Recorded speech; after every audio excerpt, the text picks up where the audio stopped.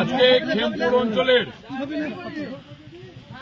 আমরা এই মুহূর্তে কাতলামাটি গ্রামে আছি। মালাহার রেলগেট থেকে শুরু করে বিদ্যুৎ নগর পর্যন্ত একটা রাস্তা মানুষের দাবি ছিল দীর্ঘদিনের, রাস্তাটাও খারাপ ছিল। প্রথম দিকে অর্ধেকটা রাস্তা কাতলামাটি থেকে রেলগেট পর্যন্ত উত্তরবঙ্গ উন্নয়ন দপ্তর থেকে করা হয়েছিল, আর বিদ্যুৎ নগর পর্যন্ত মানুষের যে দাবি ছিল সম্পূর্ণ রাস্তা না হলে মানুষের চলাচল সম্ভব হচ্ছে না।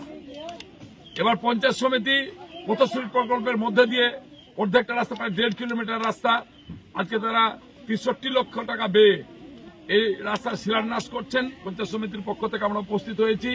গ্রামের মানুষের মধ্যে দারুণ উৎসাহ এবং আনন্দ দেখা যাচ্ছে, এবং আমরা খুব খুশি জনপ্রতিনিধি হিসাবে যে দীর্ঘদিনের দাবি এবং রাস্তা খুবই অত্যন্ত প্রয়োজনীয় রাস্তা ছিল বলে সেই রাস্তা আজকে কমপ্লিট হয়ে যাচ্ছে। বিদ্যুৎনগর থেকে মালাহার রেলগেট পর্যন্ত আগে হয়ে গেছে অর্ধেকটা এখন শিলান্যাস হলো।